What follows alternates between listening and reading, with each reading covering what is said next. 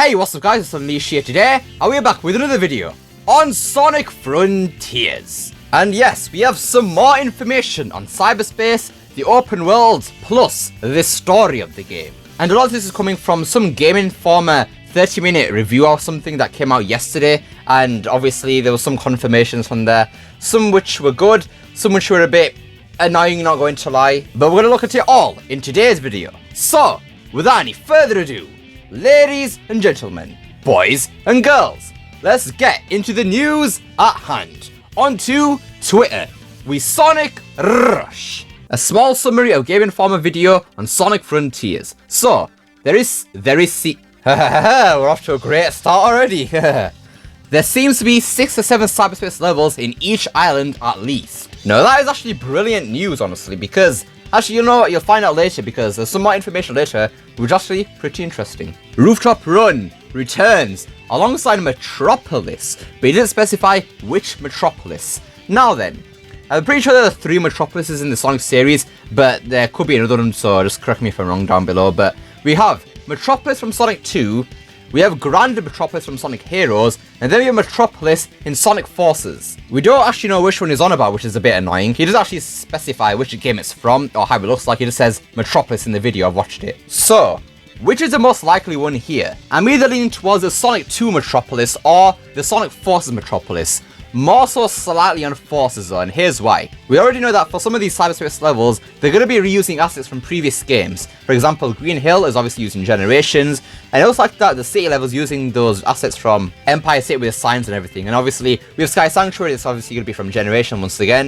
And then we have Chemical Plant. We haven't actually seen Chemical Plant yet, so we have no word on that yet. But this is why I think that Forces Metropolis might be in this game, because they already have Forces Metropolis already. It's been built on the similar engine to Sonic Frontiers, Hedgehog Engine 2 and everything, so they have the assets there, so why would they not just use those for Frontiers again? I don't know, that just seems like the likely approach to me. But then again, I could be wrong now. Let's talk about Sonic 2 Metropolis. Now, the reason I think that this could be likely too is because these guys are obviously casuals. They're not massive Sonic fans like us are. So it could be Sonic 2's Metropolis here because obviously he's a casual and he remembers the great days of Sonic back on the Genesis with the 2D games and everything. And Sonic 2 is a pretty iconic game, so maybe he's gone ahead and name dropped Metropolis from Sonic 2 because he's familiar with Sonic 2 because he's a casual, obviously. And what are really the chances that he remembers Metropolis from Sonic Forces or Grand Metropolis from Sonic Heroes? I mean, let's be honest here. Out of these 3 options here, Sonic 2 is definitely the most well-known out of the 3. And I know Sonic Heroes was probably one of the best-selling multi-plat Sonic games, but still, Sonic 2 is, I mean, come on, it's Sonic 2. So I'm either going for Metropolis from Sonic 2 or Forces. I'm not really going for Heroes, honestly, because it is Grand Metropolis 2, not just Metropolis and Heroes, so I think we're going to have to leave Heroes out of the discussion here, unfortunately. Now, honestly, whichever Metropolis they do use, I'm actually going to be pretty alright with it. I mean, if it's Metropolis from Sonic 2, we haven't seen that redone in 3D before, that's going to be pretty cool. And then for Metropolis Sonic Forces, it'd be interesting to see how they could redo it and make it better than it was in Forces, so I'm already happy all around. There is branches, there are branches, / multiple pathways in the levels. I mean, I think we've seen that in a screenshot of the city level, so that's good. The levels are based off Sonic's memory, so that's why he's going through all the stages. Sonic controls very well for him, not too slippery or a tank like Boost games. Yeah, we've seen pretty much evidence of that already, and heard of it too. Grind Rails appears, it's Grind Rails appear when you unlock more of the map, and they work as fast travel option around the map. I guess that makes sense. I mean, rails are a pretty fast option since it's going to go in a straight line, not really like bumps in like the land and stuff like that. And I think because the rails are automated too, that's going to make it a bit easier to travel around. You don't really need any speed to go in it just to go fast in it, because they have a set speed already, so yeah. And I guess it is a Sonic way of doing it too, so I guess it's alright, sure. So far, he saw around 12 skills in the demo he played. And that's talking about the skill tree, by the way. There's an upcoming new interviews with Izuka and Kishimoto and Ian Flynn, so that's going to be interesting. They're definitely going to make a video on those when those come out. The time attack mission is to go to a specific tower and climb it up before the time ends. Yeah, we've heard of these time attack missions where you have a set time, and then probably according to this guy from the Game Informer video, there's a set time, and he said, I think he said 1 minute 30, where you have to go from this area, go to this tower, climb the top of it, and then the mission ends, obviously. And he said you can either climb on it with the those green wall things, whatever, or you can platform around it with the rails and everything like that. So depending on how lenient the timer is, those can be pretty fun and challenging. Amy missions are part of rescuing her from cyberspace. Yep, collecting those memory hearts things, that's what we need to do. The last important detail is a speculation from him, but it seems that after collecting all the Chaos Emeralds and fighting the Titan, you will lose them somehow and start things again, and I'm presuming that's going to be on the next island. So honestly, that is pretty interesting, and here's why. Because obviously, if there's going to be 6 or 7 cyberspace levels on one island already, because that's been confirmed, could we have like 7 cyberspace stages on each island, one for each Chaos Emerald, and say we have 4 islands in the game, because that's been in a leak, and that could potentially mean we have 28 cyberspace stages. That means 28 different environments too, 28 old levels from the past, meaning that if they do use all the Generations ones, we're going to have more than that too, because there were less than 28 environments in Sonic Generations. There were only 9 in that game. And if that's the case, that's going to be absolutely brilliant, because think about it. We've heard that the cyberspace stages are about 2 minutes long, and if you times 2 by 28, that is 56 minutes of boost cyberspace gameplay. That is way longer than any other game before. Well, in terms of main stages anyways, because you got DLC and the extra acts in Sonic Unleashed too. And honestly,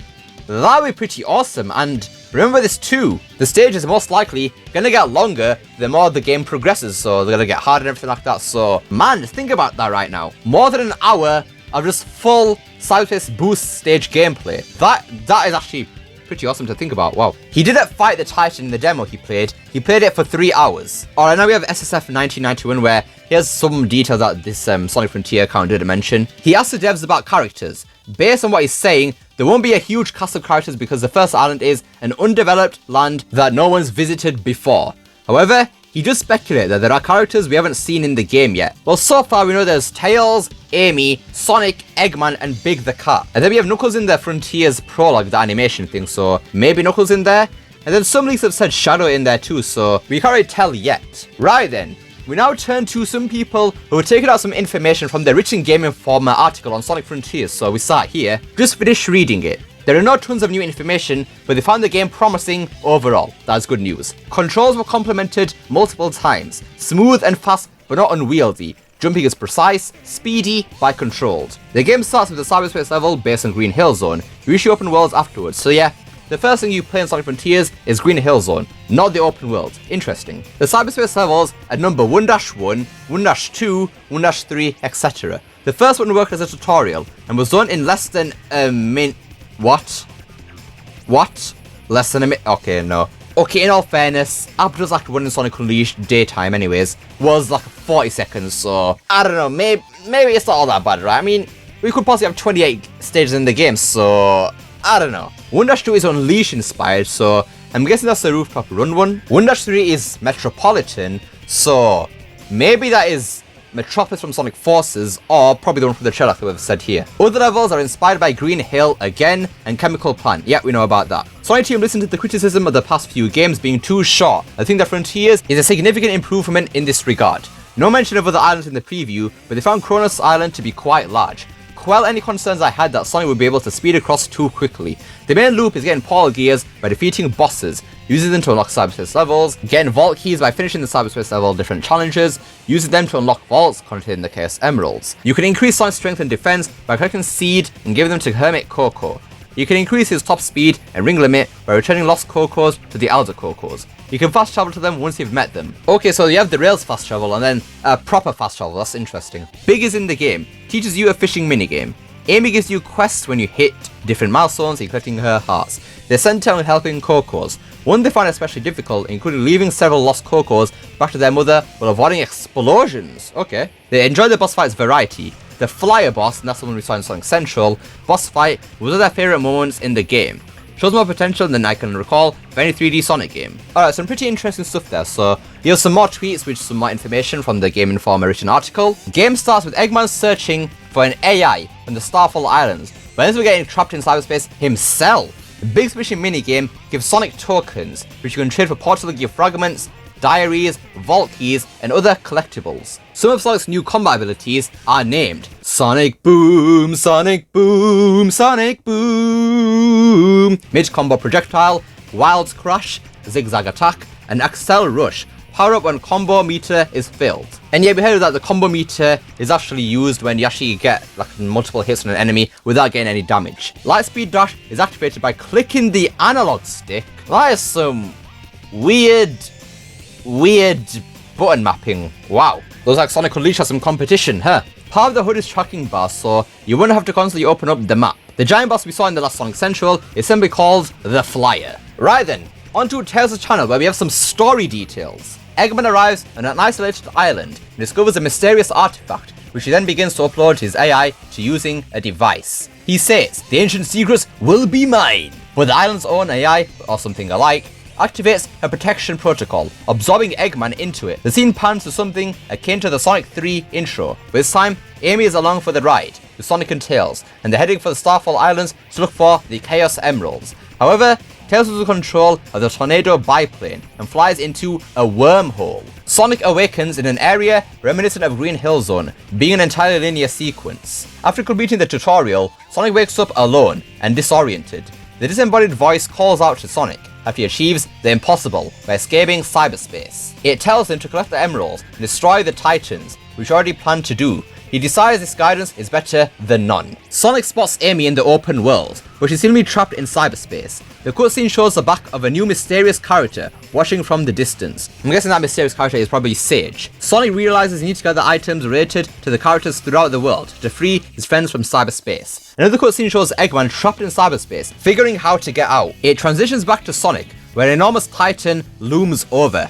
A childlike character appears against it and warns him not to attack. Sonic ignores the warning and attacks the Titan, only to send the Hedgehog soaring in the opposite direction. It becomes evident to Sonic that he will need the Chaos Emeralds to stand a chance against it. Rather, that piece of information, and this is from the Game Informer thing article, whatever you want to call it, Flynn also drops in various references to the games in the series. According to Izuka, these short voice lines, such as one where Sonic talks about how Cronus Island would be a great location for a Chow Garden, are meant to establish that not only is this a continuation of the Sonic story we know from previous titles, but that's the latest game on the Sonic timeline. Anyways, that wraps it for today's video. So we got a bunch of new details on Sonic Frontiers. Some for the story, some for cyberspace, and there's some for the open world once again. But what do you guys think of all of this news? Are you more excited for Sonic Frontiers with all this news you've been hearing, or are you less excited? Let me know down below. I'd love to see what you guys have to say.